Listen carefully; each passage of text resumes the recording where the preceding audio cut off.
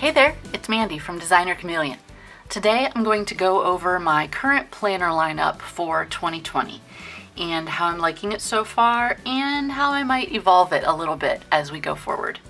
So before I do that, I'm going to take a quick look at my planner history.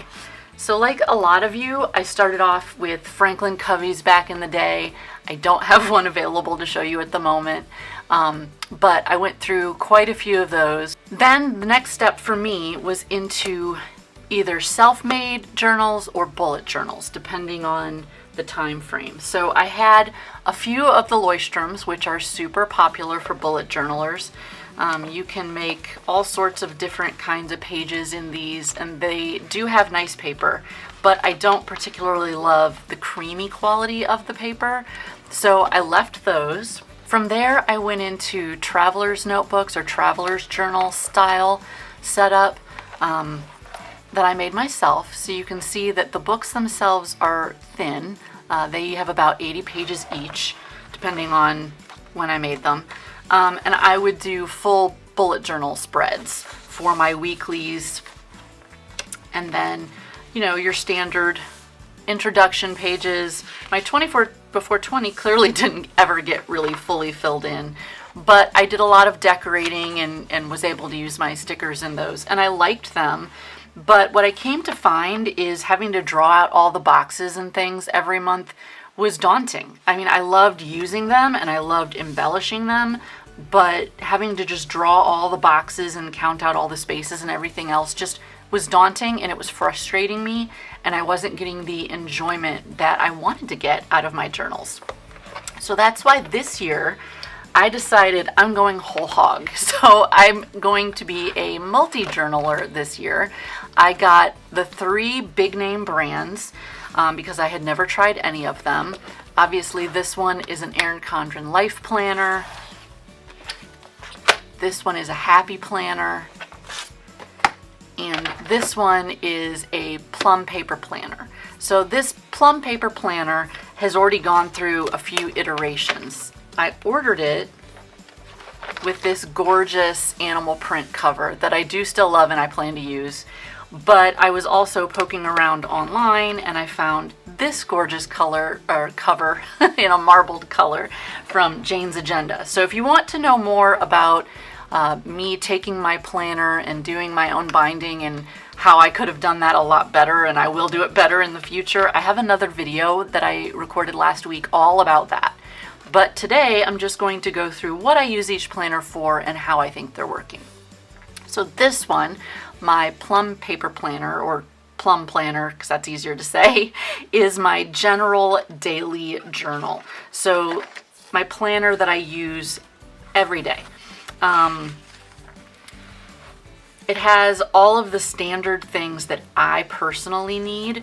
So I've got a column for things like the weather and things I need to absolutely remember on that particular day.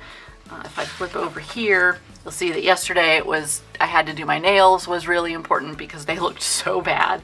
I use this dot column, I suppose you'd call it, to list important things that I need to remember to do that maybe don't fall into another category or that I just want to give special attention to.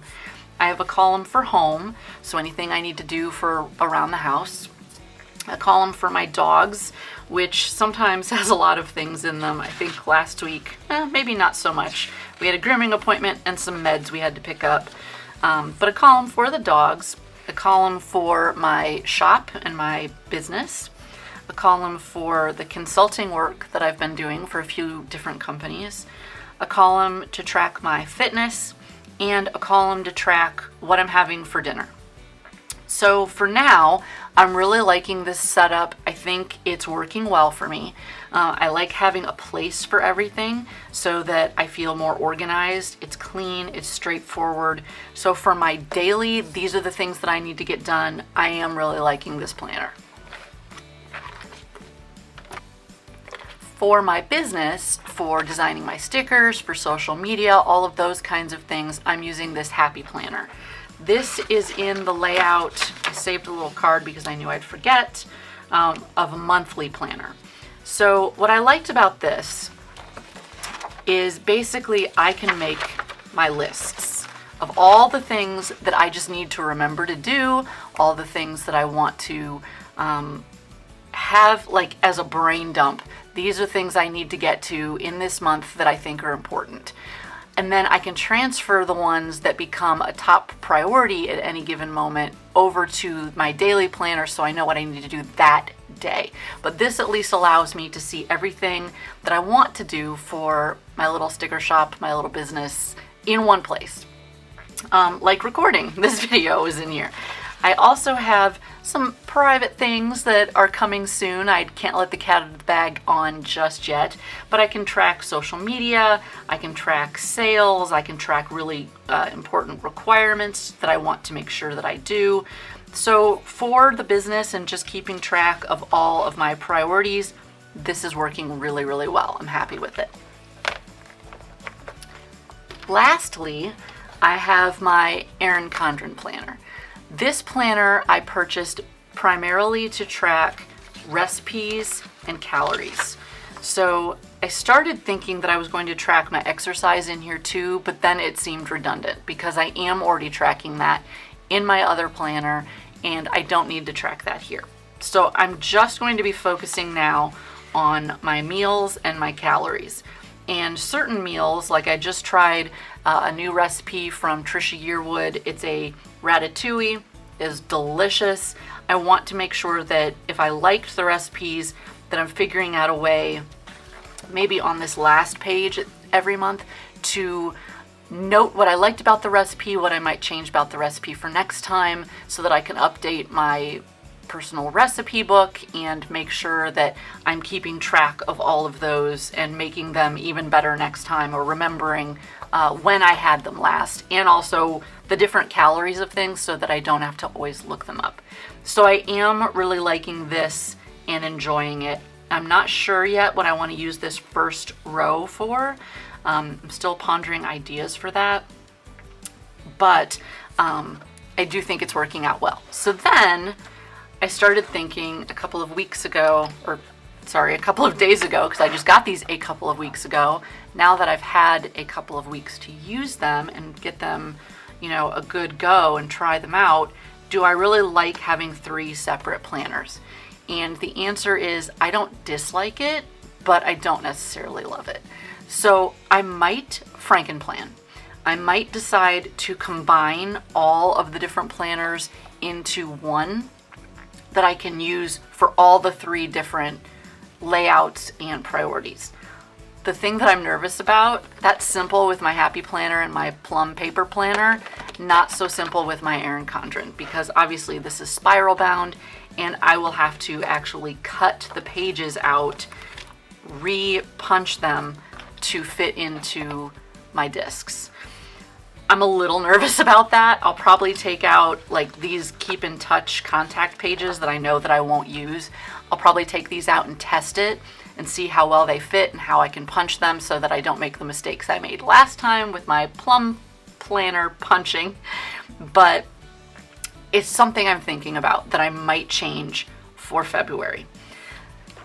The other thing, just really quick, that I'll mention, if you haven't noticed, obviously I am a fountain pen nut, and I am using different pens for each planner. For my recipe and calorie planner, I'm using a Lamy Luxe or LX in rose gold. I've got this filled with Noodler's Australian Roses. Sorry, my brain went blank there for a second. Love this pen, fine nib.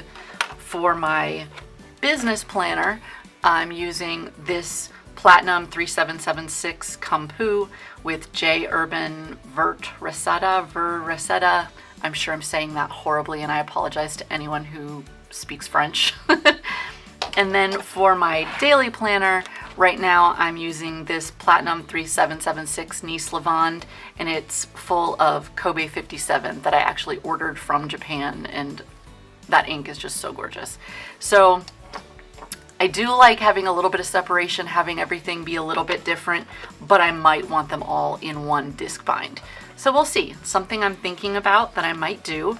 I'd love to know how you organized your planners, if you Frankenplan or if you have multiples, or what works for you. I'm always looking for new ideas to make my planning a little bit more streamlined, and cover all of the bases of what I'm trying to do with some fun and some color and some creativity mixed in. So thanks for watching. Let me know down in the comments, and if you enjoyed what I showed you, please subscribe. I'll see you soon. Bye-bye.